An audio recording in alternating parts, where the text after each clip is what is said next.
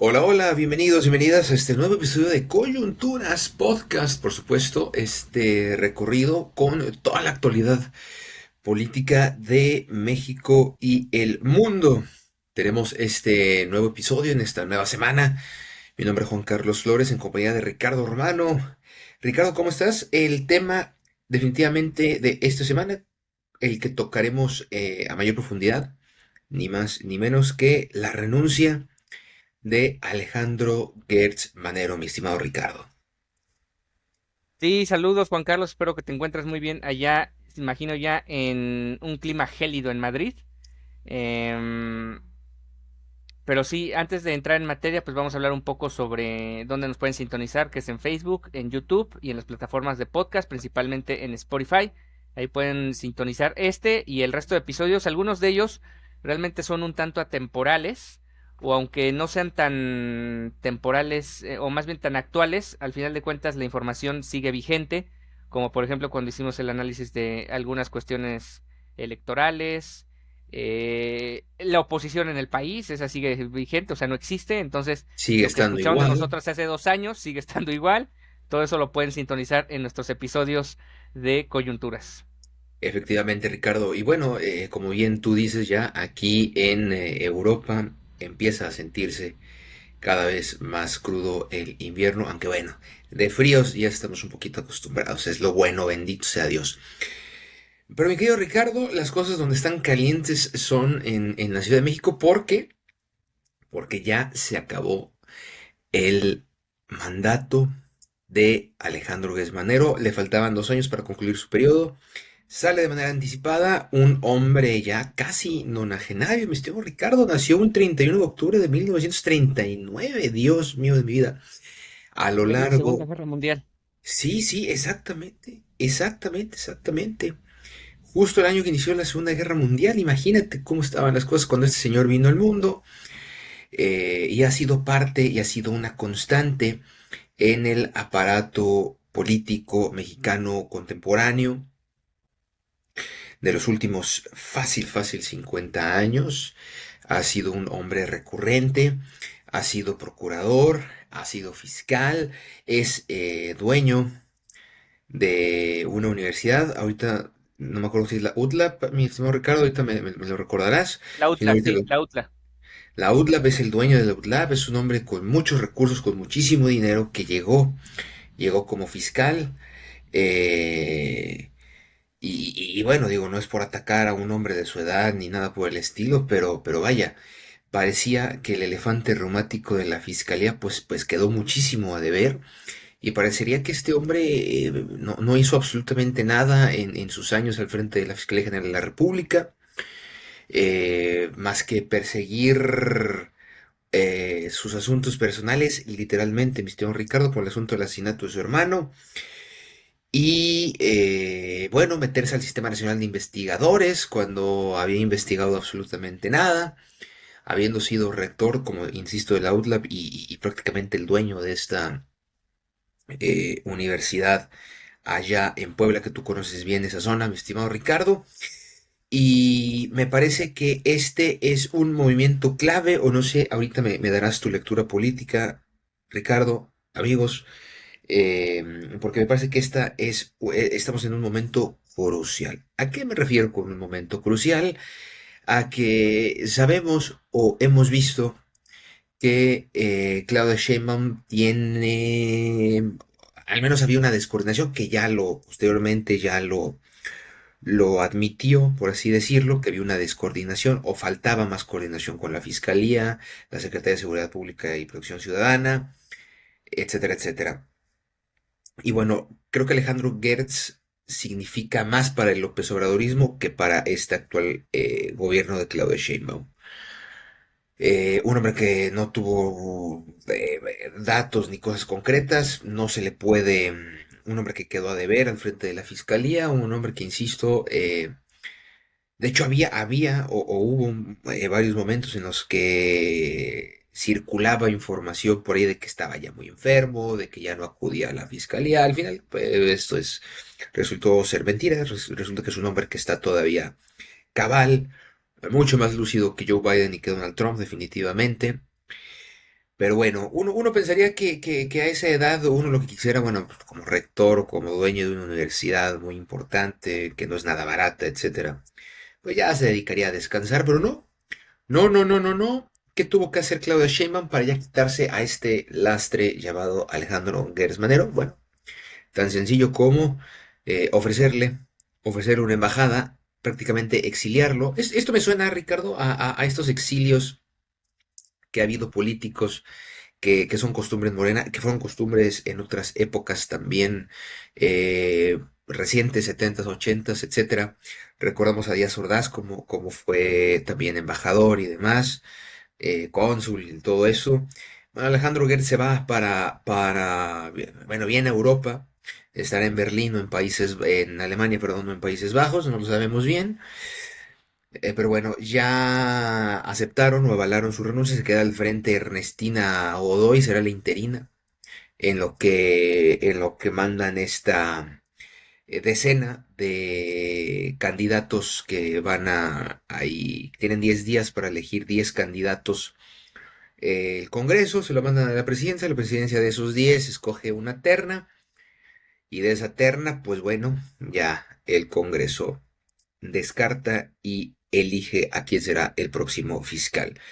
Esto le viene bien porque pueden renovar, refrescar la plantilla en materia de seguridad, definitivamente.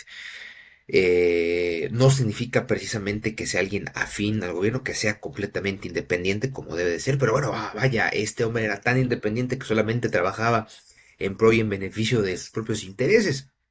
Necesitamos a alguien que trabaje de verdad por el bien y en pro de la justicia. Justamente aquí en España acaba de definirse un caso también esta semana en contra del ex fiscal general, ahora ya ex fiscal Álvaro García. Queda ahora una fiscala o una mujer fiscal, ahorita se me fue, tiene un nombre bastante común, Teresa Permanato, creo. El proceso para elegirlo es mucho más sencillo, pero también a raíz de dimes y diretes, a través de un juicio larguísimo, en esos paralelismos políticos, pero bueno, la figura de Gertz Manero sigue sigue teniendo claroscuros, muchos más oscuros, claros, mi estimado Ricardo. Y bueno, ¿cuál es tu lectura de esta situación que viene a posterior? ¿Con qué nos quedamos de la figura de Gertz Manero? Pues mira, fíjate que si existiera una serie como de personajes de la vida pública de México, me doy cuenta como que pudiéramos irla retroalimentando constantemente, y en este caso si hacemos un análisis de toda la carrera dentro de la vida pública de Gers Manero, pues realmente encuentro un común denominador. Mira, fue desde los años 60 un burócrata en los gobiernos desde López Mateos. Imagínate lo que estamos hablando. Bueno, si ya Dios decíamos que mío. nació en la Segunda Guerra Mundial, pues bueno, fue un burócrata desde la época de López Mateos.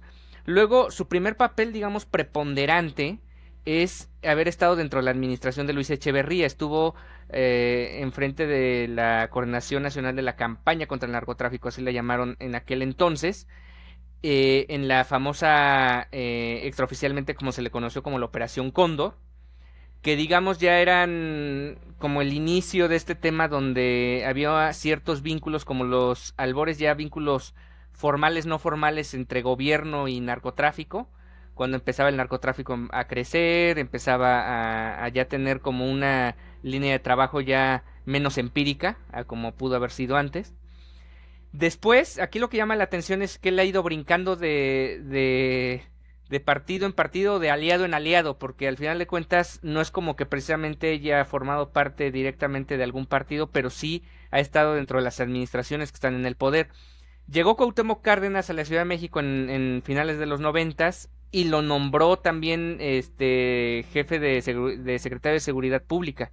Después Fox, o sea, ahora pasando con Fox, Sí, en el 2000 se convierte también tiene un puesto fue alrededor el del primer jefe secretario de Seguridad Pública. O sea, lo que el ahorita primer, es Harfush, él fue el primero en historia de ese, bueno, de él ese fue el puesto. primero, pero también aquí hay que recordar, por ejemplo, que bajo su cargo fue la primera, em, el primer escape del Chapo Guzmán, con el famoso tema de la lavandería y todo eso. Sí, sí.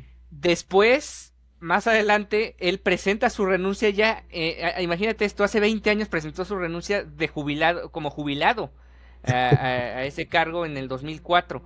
Sí. Y 4 o 5 años después regresa otra vez a la política, pero ahora con Movimiento Ciudadano. Estuvo ahí presentando algunas legislaciones un tanto intrascendentes con Movimiento Ciudadano en 2009. Entonces era Y ya Convergencia.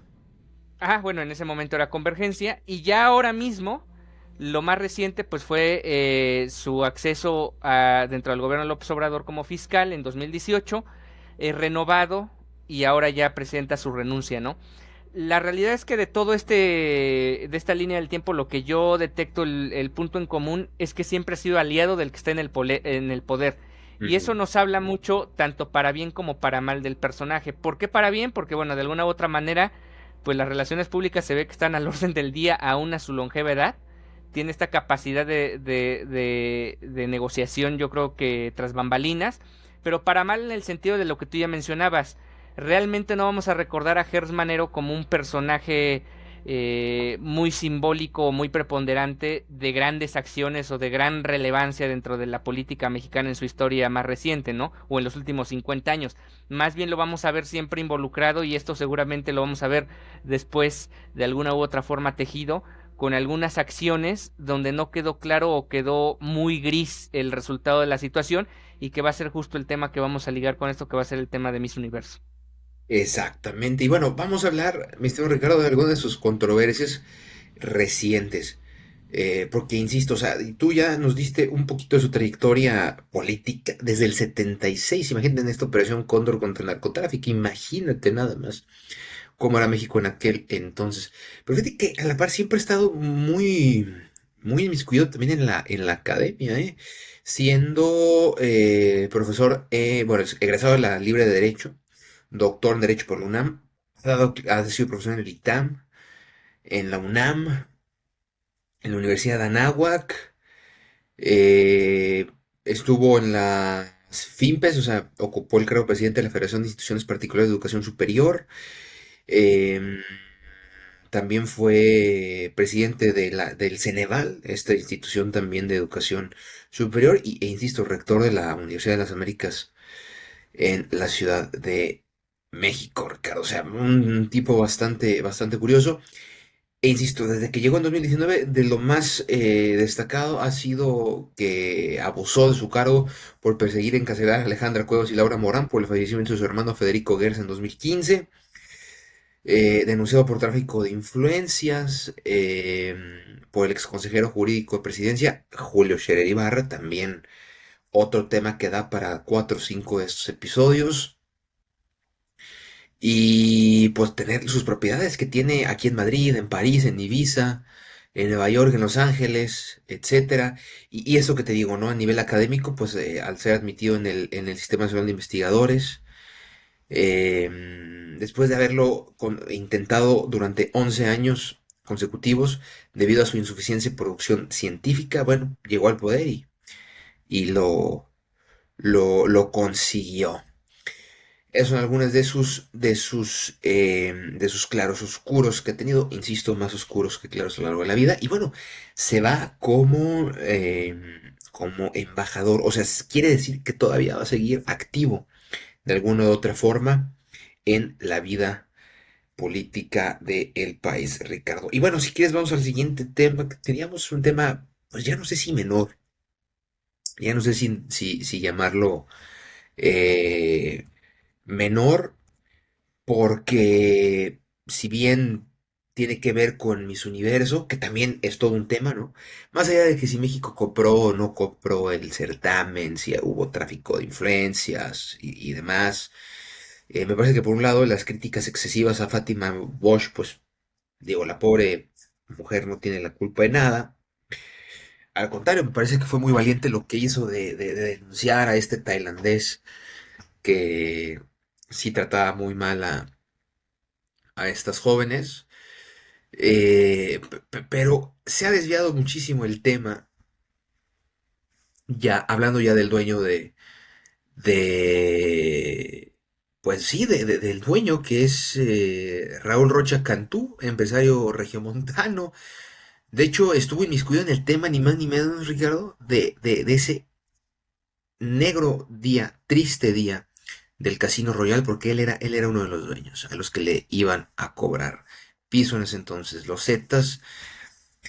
Entonces, pues desde ahí ya empezamos mal. Era por alguna razón, no, tengo entendido que tenía nacionalidad también guatemalteca, porque era cónsul honorario de este país, ¿no? De Guatemala, y le retiraron el cargo, ¿no? Obviamente se apresuraron debido a que está siendo investigado por su presunta vinculación, insisto, todo esto es presunción de, respetando la presunción de inocencia, por su por exportación e importación de hidrocarburos de huachicol, por huachicoleo, tráfico de armas también desde Guatemala, insisto, ahí está el tema también con Guatemala. Insisto, en 2011 se marchó de México después de la tragedia del Casino Royal, del que era propietario. Recordemos que este fue uno de los principales episodios más negros en la historia reciente de Nuevo León, mi querido Ricardo. Sí, y lo más reciente, que por cierto me llega hasta la ciudad de Querétaro, por lo que se ha ido revelando últimamente, es el tema de los hidrocarburos, ¿no? El tema Sí, de que han estado moviendo combustible desde el sur del país, concretamente desde Chiapas y Tabasco, y llegando o siendo la cabeza de esta red de contrabando que llega a dos puntos clave, que es precisamente aquí en la ciudad de Querétaro, donde en teoría miembros del cártel Jalisco Nueva Generación lo controlan, o bueno, reciben la llegada de ese combustible de contrabando. Y la otra parte, creo que en menor medida, pero la otra parte también llegaría a Unión Tepito, ahí en la Ciudad de México. Así que pues sí, es un tipo que, hablando de oscuridad, que ya sabremos, hasta cierto punto también es complicado como achacarle por un lado, por ejemplo, de lo que decíamos de Gers Manero, algo en concreto, sino que más bien todo ha quedado como sin un final claro ni conciso, por ejemplo, con las detenciones que hizo ahora en su última etapa como fiscal. Aquí el tema es que el asunto de Rocha va ligado a una serie de situaciones a lo largo del tiempo donde pues las investigaciones demuestran que sí ha habido vínculos sí, sí. en más que innumerables en ya varias ocasiones además con diferentes grupos criminales, o sea, no estamos hablando de que es el mismo grupo criminal el de 2011 con lo que más bien en el 2007, ¿no? Fue lo que aconteció con el Sí, Casino Royal, a lo que, exactamente fue. a lo que aconteció, bueno, ahí fueron los Zetas, No, ahora fue en con el Cartel 2011, en el 2011, esto fue en el 2011, 2011. 2011 con allá en Monterrey con el tema de Casino Royal, Sí, ahora sí, con el grupo del Cártel Jalisco Nueva Generación.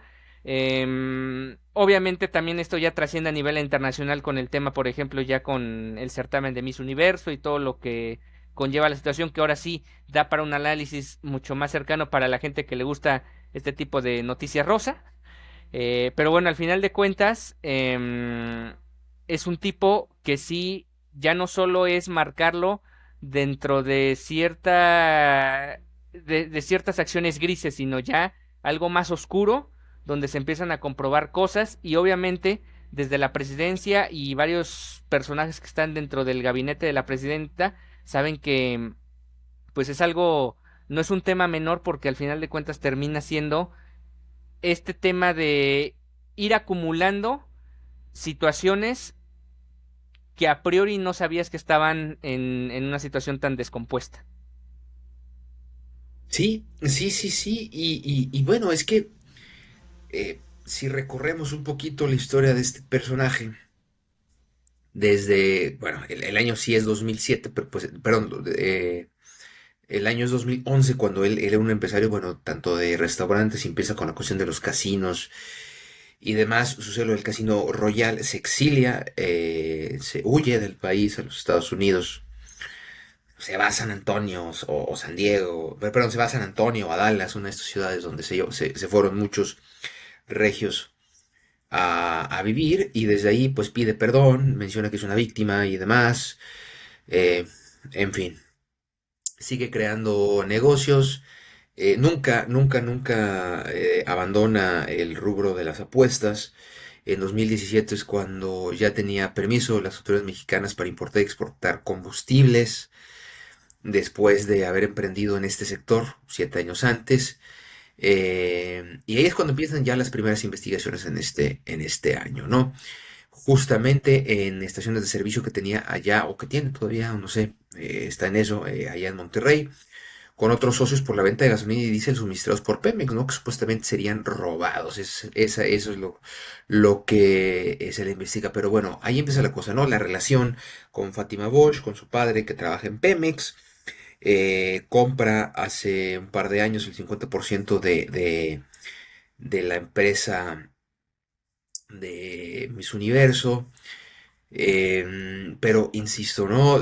Si vemos qué tipo de negocios o qué rubros es en los que invierte su dinero, casinos, donde se mueve una cantidad impresionante de dinero, hidrocarburos, con los que muy probablemente pues compre y venda robado, y luego a través de los casinos pueda lavar por ahí algo de dinero. Y pues bueno, estos concursos. Y luego aparte también tiene dos o tres fundaciones, bueno, al menos una fundación para hombres y mujeres, adultos mayores y niños con discapacidad, a los que les da prótesis. También otra manera muy recurrente y muy común. Si no eres Sandra Cuevas, que no tienes ni una idea de arte, pero abres una galería, lo que puedes hacer también para lavar dinero, pues es abrir una fundación, una ONG, y decir que has recibido un montonar y un centenar de pequeñas donaciones y te condonan impuestos, y pues ahí tú entregas unas prótesis, unas sillas de ruedas, unos bastones que compras al por mayor en China.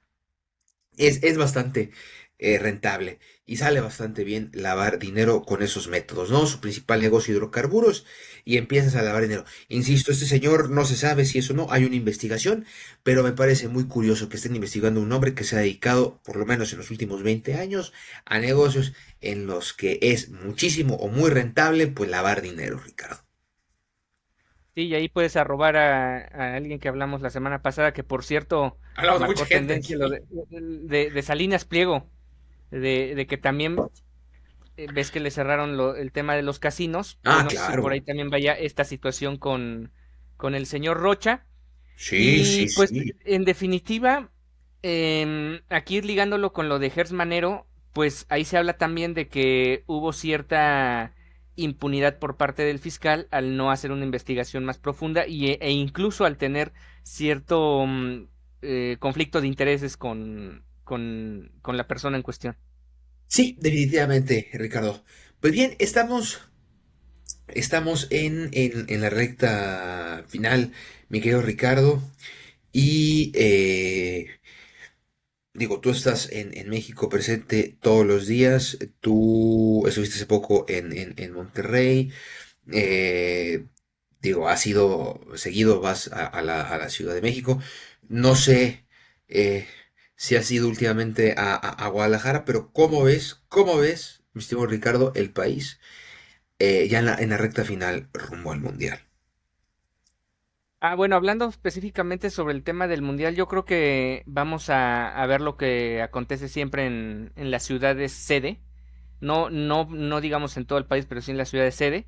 Muy probablemente 3, 4 meses antes de la Copa del Mundo vamos a ver un despliegue operativo en materia de seguridad, en materia de, pues no digamos de control, pero sí de tener a la mira todo lo que está sucediendo en torno a la ciudad de sede. Yo creo que vamos a tener, pues, bueno, esa es la intención al menos del gobierno o de los Ujú. gobiernos tanto estatales, municipales y obviamente el federal, de tener una baja delictiva. Muy probablemente vamos a ver a la baja, no sé si en los números vaya a ser real o no, pero eso van a reportar No, se números a van a la baja meter delictivos. muchísimas cosas, ¿eh? Sí, exacto, eso es lo que no quería decirlo así, pero No, no, bueno, hay que decirlo. van a poner la situación de tal modo que cuando días antes del mundial, pues obviamente vamos a hablar de que todo se encuentra muy bien, que el índice delictivo en las tres ciudades ha disminuido de manera completa.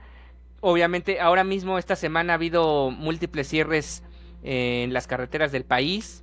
por el tema de De la los inseguridad, campesinos. principalmente de los campesinos y también del reclamo de inseguridad que hay en Sí, las sí, sí. carreteras del país, algo que ha extendido de alguna u otra forma pues el sentir de la gente, sobre todo digamos en la parte del centro bajío sureste del país, es donde más ha habido estos reclamos de inseguridad y del tema de campesinos en el país o bueno, en ciertas regiones del país.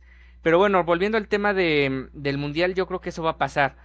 Un plan donde tengas a la vista todo, donde no se te salga de control la situación, pero ojo, obviamente este país ya también está o tiene la experiencia de grandes eventos deportivos que meses antes han sufrido o días antes han sufrido de acontecimientos muy relevantes. Para no ir lejos, lo que aconteció en los Juegos Olímpicos del 68, días antes fue el tema Sí, de la sí. matanza de Tlatelolco, y en el 86, meses antes, fue el gran terremoto, que bueno, ese no tuvo o sea, no fue una causa del gobierno que haya derivado en el terremoto, es algo, un fenómeno natural, pero lo que sí fue consecuencia fue la precaria atención que le dio el gobierno de la Madrid a ese fenómeno destructivo que tuvo principalmente la Ciudad de México meses antes de esa Copa del Mundo, donde sí, a 40 años de ese mundial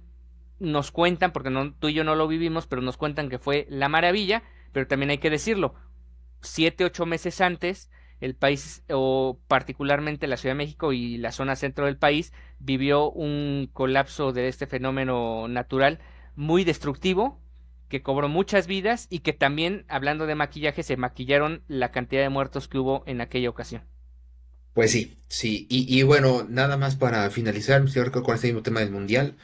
Gaby Cuevas, bueno, Gabriela Cuevas, la representante de México para el Mundial 2026, ya dio por ahí algunos numeritos. En el caso específico de Jalisco se le van a invertir bueno, más bien espera Pablo Lemus que se reciban entre 2,5 y 3 millones de visitantes en sus 39 días. Samuel García presentó también un paquete de más de 34 proyectos de infraestructura que en realidad dudo muchísimo que se vayan a completar. No creo que termine ni la línea 4 ni la línea 6. Samuel García está fantaseando. Y hay que mencionar lo que dijo Gabriela Cuevas justamente. Hoy nos quejamos de los baches, pero en el Mundial del 86 la mitad de la ciudad estaba devastada por el terremoto. Creo que hay otros terremotos que están viviendo y padeciendo Y México además que todos no los cante días. victoria, ¿eh? Que no cante victoria porque el subestimar a la población y a las comunidades creo que no siempre es bueno. Acuérdate No, también no, no, de no. cuando Salinas iba flamantemente a presentar el Temec y el grupo zapatista le tumbó la noticia. Entonces, también creo que falta tiempo como para cantar victoria. Yo creo que tanto Gabriela Cuevas como el gobierno mexicano deberían cantar victoria, ya que haya sido el último partido en México. Ya ni digamos en la final porque no se va a jugar en México. El último partido que va a ser el de octavos de final en el Azteca. Después de ese partido, ya que canten victoria, que fue un éxito. Pero mientras, que lo tengo muy con cautela, porque eso sí, el creer que las cosas van muy bien y presumir que van muy bien, tampoco es como para tanto. Yo soy muy pesimista, no tanto en el aspecto en el que salga bien o salga mal. Yo creo que México es potencia en turismo a nivel mundial. Eso México es sí. potencia a nivel de turismo. Y creo que la cantidad de partidos que va a haber en nuestro país, iba a decir en este país, pero bueno, en nuestro país, la cantidad de partidos que va a haber en nuestro país da para que para que México le vaya bien en materia económica, en que reciba una buena cantidad de visitantes. Y yo creo que Gabriela Cuevas y la delegación mexicana y los políticos mexicanos, de verdad, es que a veces no sé si están conscientes de esto. Todo va a depender, Ricardo, el éxito o fracaso del mundial va a depender del sorteo y de los grupos y de las selecciones que vengan a este país. Ricardo, sabemos que la FIFA le va a dar lo gordo a Estados Unidos. Algo le va a tocar a Canadá y el resto le va a tocar a México. La semana que viene va a ser clave para saber qué partidos vamos a tener. Creo, Ricardo, estoy un poquito desconectado y esto ya lo hablaremos también en Gremio Deportivo, la invitación para que también nos escuche todas las semanas. Tengo entendido que la próxima semana ya es el sorteo, ¿no? Porque creo que Claudia Sheinbaum también podría, eso también es importante mencionarlo, podría ya reunirse por primera vez con Donald Trump en Washington con este motivo. Sí, justamente ya para hablar en temas específicamente deportivos ya tenemos precisamente ese podcast, pero aquí fíjate que sí habría que ligar un tema que ha puesto Trump en la agenda. Y es que, por ejemplo, le va a negar visas a dos países de momento, porque pueden ser más, que exclusivamente solo sus futbolistas y su delegación podrían entrar al país en dado caso de que tengan que jugar en Estados Unidos, y es la selección de Haití y la selección de Irán. De hecho, ya hace unas horas la comitiva de Irán anunció que no van a asistir al sorteo de la próxima semana, precisamente porque se va a llevar a cabo en Washington el próximo viernes. Entonces, Sí, por sí. ahí, dado los empujes y los conflictos políticos que hay, pues no te sorprenda, por ejemplo, que Irán, que está en el bombo 2 caiga, digamos, entre comillas, sorpresivamente en el grupo de México. ¿Para qué? Para que su fase de grupos la juegue exclusivamente en nuestro país y no esté este tema del conflicto político con Estados Unidos. Mismo caso que puede tener la selección de Haití, aunque en el caso de la selección de Haití sería un poco complejo que pudiera jugar los tres partidos en México, pero bueno, digamos, jugar a veces en México o incluso estarse moviendo de tal forma que no tengan que estar mucho tiempo en el país vecino donde hasta cierto punto creo que la FIFA cuando le dio el mundial a estos tres países, particularmente Estados Unidos, pues no esperaba que hubiera un mandatario del nivel de Donald Trump al frente de la presidencia de ese país y sí está generando un tanto de conflictos. Ojo, por ejemplo, Irak está en el repechaje, vamos a ver si Irak Sí. clasifica, que también tiene conflictos políticos con Estados Unidos, El repechaje etcétera. O va a ser sea, aquí, va a ser en Monterrey, tengo entendido sí, también. también ahí, por ejemplo, convenientemente creo que la FIFA se dio cuenta que bueno, Irak a lo mejor califica, ahí está en el repechaje, pues bueno, Irak va a jugar el Bueno, y le repechaje en hicieron marzo caso a Samuel García y le fue bien porque dijo, denos más partidos, aunque sean de repechaje, entonces va a estar Irak. Digo, ¿qué mes es más o menos el repechaje, Ricardo, en aproximadamente? marzo. Uf, bueno, igual y si le toca un calorcito sabroso ahí en el BBVA, igual y se sienten como en casa nuestros amigos iraquíes.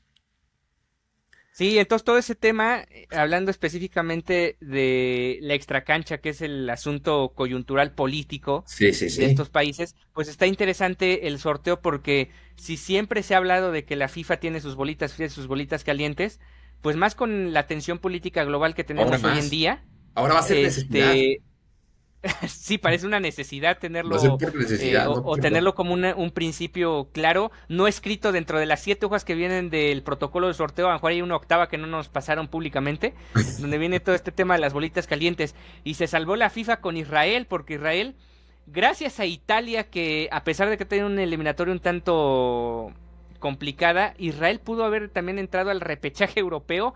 Ahora imagínate que hubiera clasificado Israel a la Copa del Mundo Sí, con todo y lo que pasó, recordarás, y también lo tocamos de alguna forma, con las protestas que hubo en la Vuelta a España, sí, sí, sí. con el equipo israelí. Ahora imagínate que hubiera clasificado Israel a la Copa del Mundo. No, y de hecho la semana pasada, creo, o hace 2 semanas, aquí en España, hubo dos partidos en la última fecha FIFA en los que jugó la selección de Palestina contra la selección del País Vasco y la selección de Cataluña. Ah, sí, claro, En verdad, esto es sí, claro. el fervor, mi estimado Ricardo, el clamor de la gente, llenísimos, llenísimos totales allá en Bilbao y en Cataluña. No recuerdo si fue en Barcelona o en Gijón, pero vaya, que una locura, ¿no? Y afortunadamente Israel no va a ir al Mundial, mi estimado Ricardo. Pero bueno, ya hablaremos de esto en otra ocasión. Información de última hora, mi estimado Ricardo. Joaquín Guzmán López, hijo de El Chapo, aceptó declararse culpable este lunes que viene ante una corte federal en Chicago, esta misma corte donde su hermano Oviedo concluyó una negociación similar en el mes de julio de este año.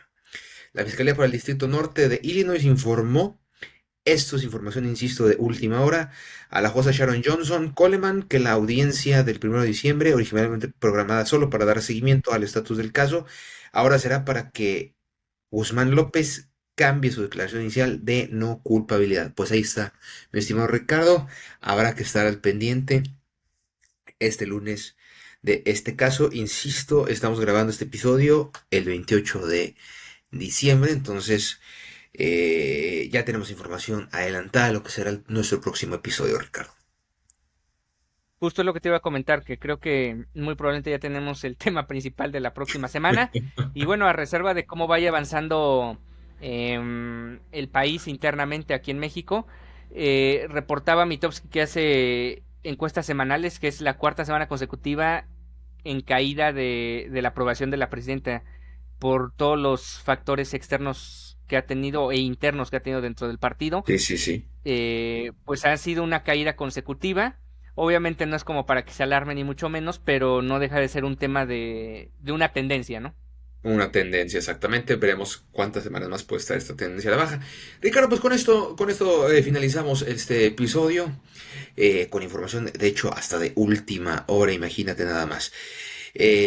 Muchísimas gracias a nombre de Ricardo Romano, quien les habla Juan Carlos Sur. Le decimos gracias y hasta la próxima semana aquí en Coyunturas Podcast. Toda la actualidad política semana a semana.